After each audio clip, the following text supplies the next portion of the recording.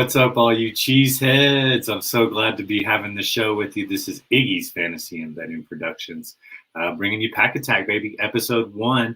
Very, very happy to do this. Real quick, I hope you like the intro video. I put it together. It is like a timeline of the Green Bay Packers. For those that may not be as acquainted with the history, we start from the very beginning with Curly Lambeau. We make our way all the way up to modern times with Aaron Jones and Kenny Clark. It slows down a little bit just specifically for the coaches and the GMs. And that was the point of that being is they're the orchestrators of it all. I understand what it's like to be producing and try to have a goal and vision in mind. And it's pretty fun, right? I think it's a pretty neat thing to have. But this is Pack Attack. Thank you guys so much for being a part of it. I really appreciate it. And we're just going to be talking everything Packers, man. We're going to be talking about once the season gets going, we're going to look at the week previously, take a look at the bets that we're going to be placing on here, take a look at the stats, what went right, what went wrong, what I saw in film. This show started because I love watching film, and I tried to watch film of every other team I could. Last year, that lasted about 3.5 weeks. Okay, and then I realized I'm just going to watch film on the Packers, and I am an NFL owner. Glad to say that right there. There it is, right there, the ownership certification. So when I say we and stuff, hey, I'm an owner, so it is we. And I said it long before. You don't have to be an owner to say we. I'm just trying to focus on bringing owners on the show. You know, you get to be an NFL owner. You should be on the show, right? It's pretty cool to be an owner and be on the show.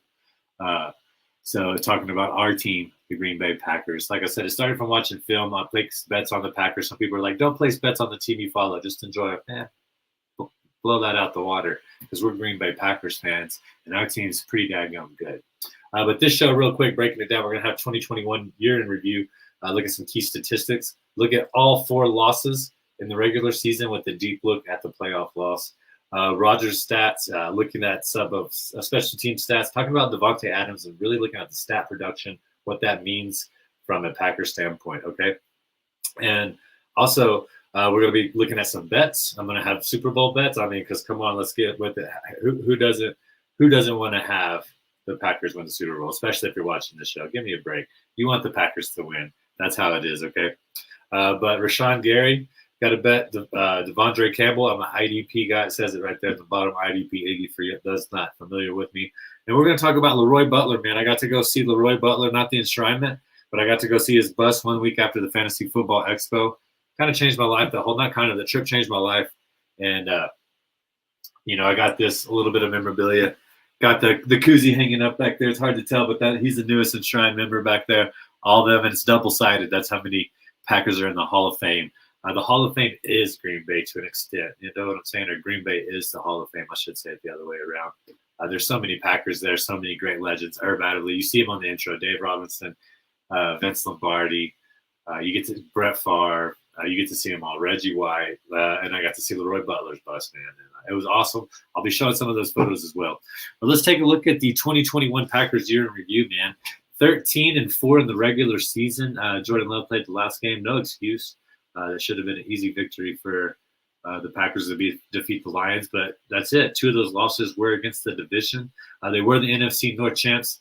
Those 4 losses were against New Orleans to start the year, and they went on a long run, lost to Kansas City, lost to Minnesota, lost to Detroit, and then ultimately losing to San Francisco in the divisional round of the playoffs. It hurts me to say it, but we'll take a deep look at that. I'm going to bring up the screen. We'll talk about the stats. The Green Bay Packers, 26-5.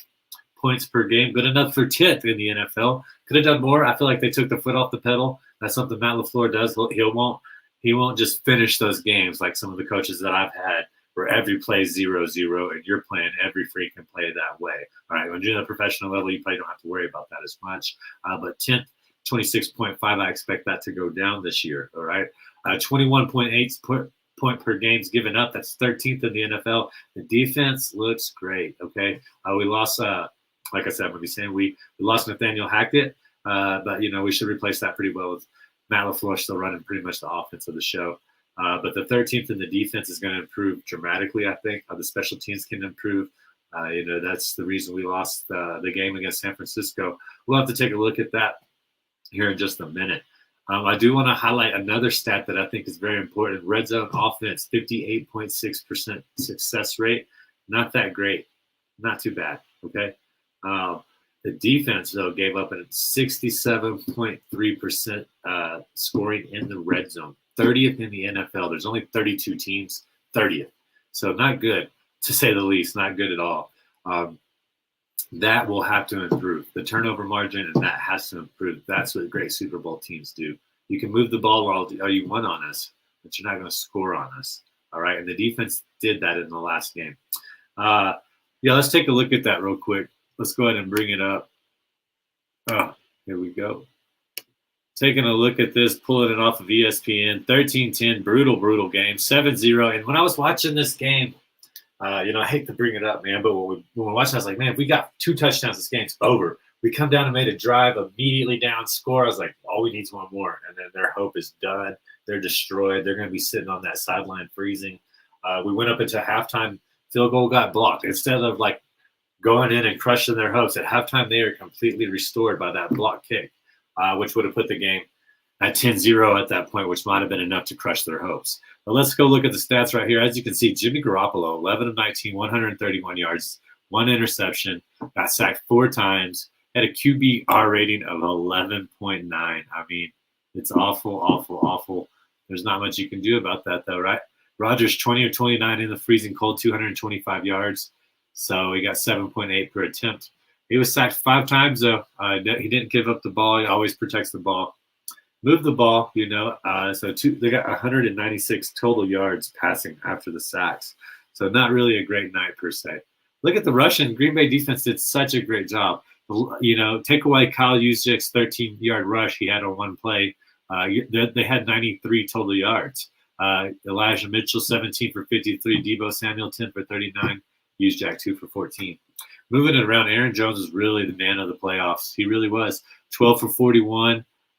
14 of that was on a long carry. A.J. Dillon had 7 for 25 and got hurt. He had the early drive touchdown, pounded it in. I was like, this is going to be the winning formula. I see why they went and got them. Manquez St. Brown, now with Chicago, had 1 rush, 1 carry. A.J. Dillon going down really probably just messed up their whole game plan. But it seems like Matt LaFleur and Nathaniel Hackett didn't have any adjustments for Kyle Shanahan in his brilliant NFL mind. Going to the receiving, George Kittle had 63 yards. Of course, that 24-yard catch, just brutal. Deebo Samuel had 44 on 3 catches for 18. Of course, that late catch, that was just not fun to watch. Juwan Jennings, 1 for 6. Everybody else, nothing. Aaron Jones led the way, actually, for all of the yardage. He had 9 receptions for 129 on 10 targets, 75 of that coming on 1 play. Take it when you get it. That aggressive offense, that aggressive defense, I don't know why we didn't do a little bit more of that. It was hard to get in rhythm in the second half. Devontae Adams, 9 for 90 yards. We will be talking about Devontae Adams here in a little bit. 25 yards on the long. He had 11 targets. Alan Lazard, 1 for 6. Mercedes Lewis had 1 catch for 0 yards. I remember that. That was a 3rd down. That was it. It was the Devontae Adams and Aaron Jones show, and that's how playoffs usually go. You're not going to have too many game plans unless they're winning by an outstanding amount, where it's going to be the ball spreading around. Once it gets down to it, you got these certain guys that's got to do it.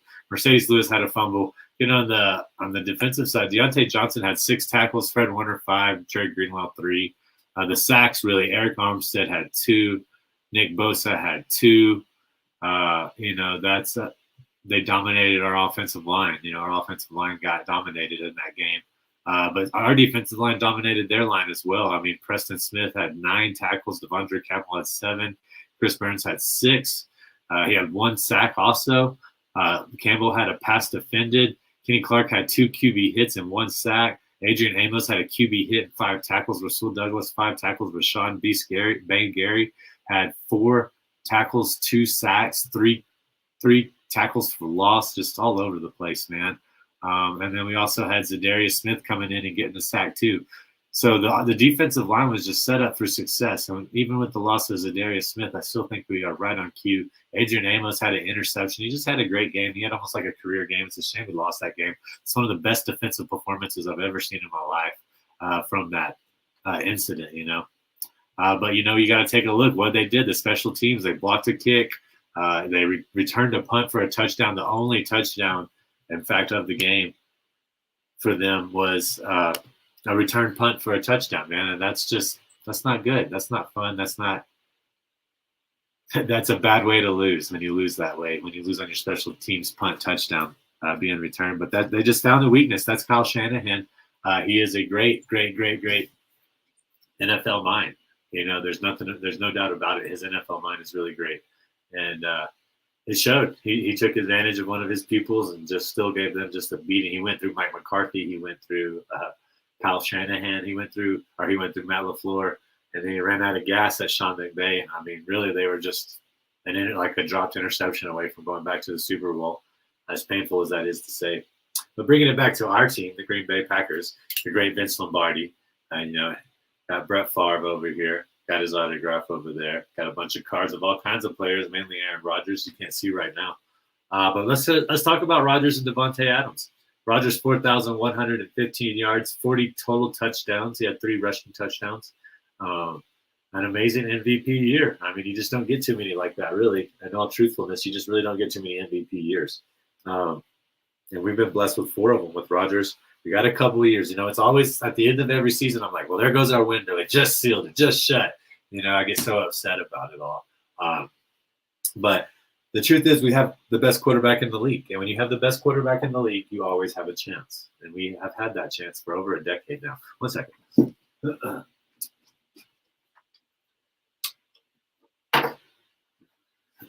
Yeah, we've had that chance for over a decade now. And we've gotten really spoiled. We got really used to it. It's really to get bitter. It's really easy to feel jaded and so forth.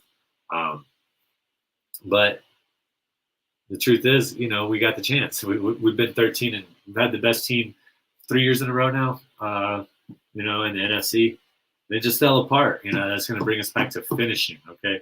But how is this production going to get replaced? This is the total yardage for our, our scrimmage players, the skill players. Davante Adams, 1,553 yards. Aaron Jones, 1,190 yards. A.J. Dillon, 1,116 yards. And then Alan Lazard at 545. Davante also had 11 touchdowns. He had 66 points. That's not just going to disappear. That's not going to disappear.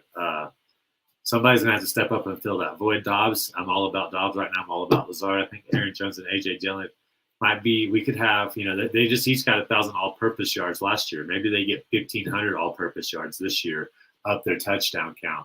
Now what's the story going to be? You know what I'm saying? It's going to be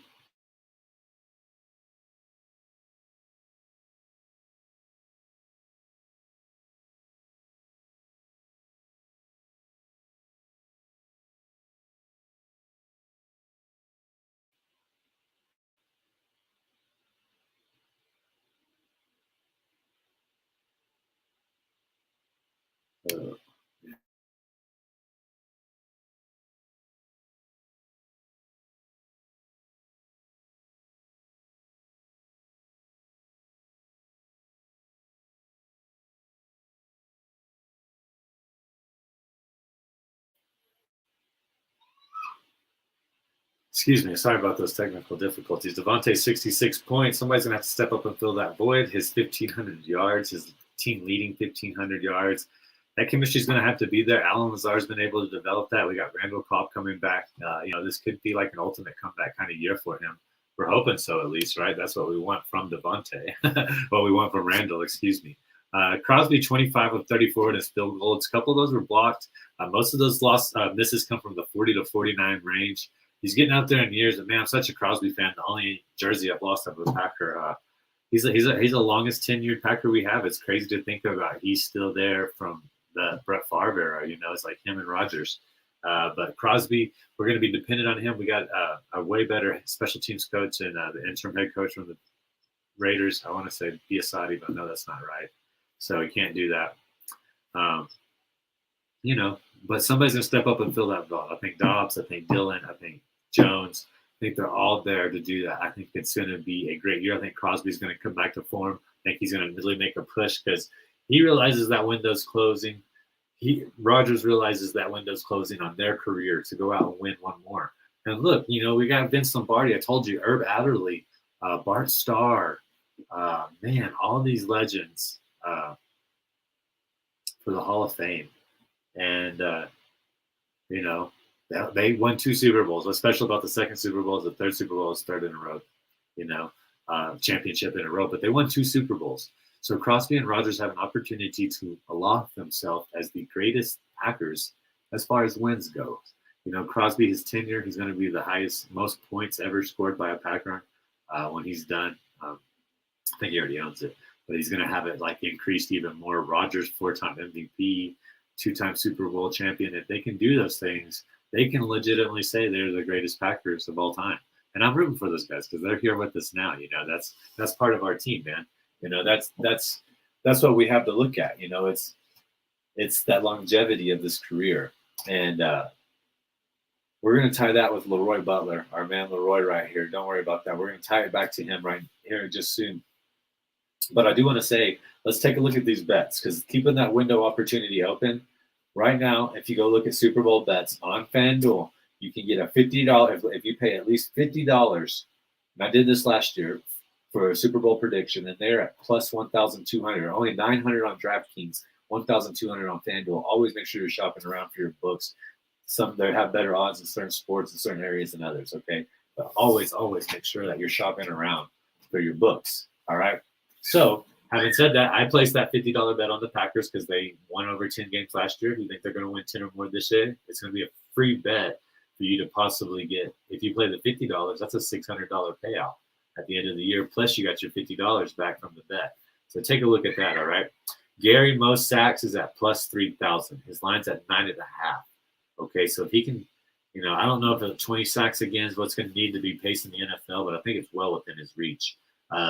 Minnesota's going to be passing more. Detroit's going to be passing more. Chicago's going to be passing from behind a lot. Just within the division, there's opportunity for, 10 sacks. So if he can get those 10 other sacks from the 11 other games, he's gonna win it. And I think that's a very important aspect. And it's at plus 3,000. He's getting disrespected. I think he's going to be bringing it.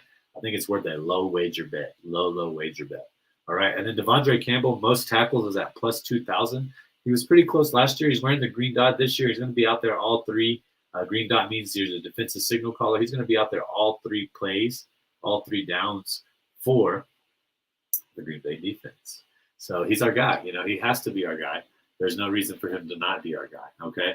So those are just three quick bets. We're going to be focusing on weekly bets of the Packers every week. I do break down film. I do break down, patterns I see, tendencies. I will be looking at the opposing film every week. So that just means I have to watch, previous couple games, not like looking at every team, which is nuts. But we will be looking at the Packers via film. We will be taking bets every week. We will keep track of our bets. It's going to be a fun thing to do. So keep that in mind if you're a better. Pay attention to the show. You don't have to be a Packers fan because I'm doing a lot of research for these Packers bets. Might be surprised. I'm going to take under sometimes, all right? That's how it is. All right, wrapping up the show. Like I said, it's never really going to be much longer than 30 minutes. Should be about a 20-minute podcast, 20-minute show per week, 11 o'clock. That's Eastern, so 9 o'clock in the Mountain Time, 8 o'clock up there. If you're not following me, make sure you go follow me on all platforms right there. You see it, Twitter, Facebook, TikTok, Instagram, YouTube, and Patreon. All right. And make sure you go check out the Patreon, man. You don't have to sign up for any of the paid tiered memberships, although they're very affordable. All my articles I write will be featured on Patreon this year. Okay. I've been featured on Sleeper, been featured on Medium. I'm writing for other programs as well, but my articles that I'm writing will be on my Patreon. So make sure you go check that out. All right. Leroy Butler. I told you before right when the show started that I was very inspiring. I got to go see him. I got photos, or not him, but I got to see his bust. The greatest, man. He's in the Hall of Fame, baby. He's in the Hall of Fame.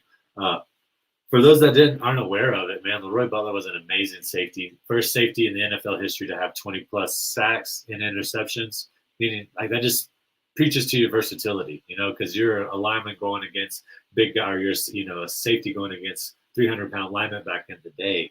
With big pads, he was able to get to it. One of the biggest ones, his plays in his career was sacking. He trucks the running back. Just runs him over. And he grabs Drew Bledsoe with one hand. And I think Drew Bledsoe's 6'4", 6'5", and he pulls him down with one hand.